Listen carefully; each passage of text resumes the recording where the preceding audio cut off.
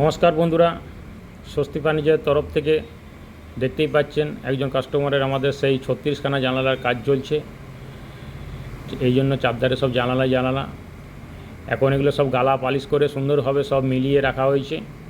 দেখতেই পাচ্ছেন সব একটাও আঁচড়া কোটিংয়ের দাগ, কোথাও ফাটার দাগ কোথাও যেমন না থাকে, সম্পূর্ণভাবে একটা কাঠ যেমন পুরো সেম লাগে।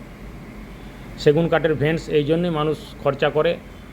এইটা হচ্ছে বেসটা যদি স্ট্রং থাকে, বেসটা আমরা সম্পূর্ণভাবে মিলিয়ে নিলাম। এখন তো এই বেসটা করতে চাই না ডাইরেক্ট মেশিন পালিশ দিলে কি হবে, আপনার বেসটা যেমন খারাপ অবস্থায় ছিল সেই খারাপ অবস্থায় রয়ে যাবে, ওইটাকে আর চেঞ্জ করা যাবে না সারা লাইফে, খেল খতম হয়ে গেল। এই জন্য বেসটা স্ট্রং করতে হবে। বেস কীভাবে স্ট্রং করতে হবে, যেইভাবে আমরা ওল্ড যুগে গালা পালিশ করে আসতাম বেসটা স্ট্রং করতাম, ওইভাবেই বেসটা স্ট্রং করতে হবে। এখন তো 2500 টাকা কিলো হয়ে গেছে, তার জন্য হয়তো গালা কেউ ব্যবহারই করে না। গালার সাথে অরিজিনাল স্পিড দিয়ে গালাকে মিলাতে হবে, সমস্ত গালার কাজটা করতে হবে।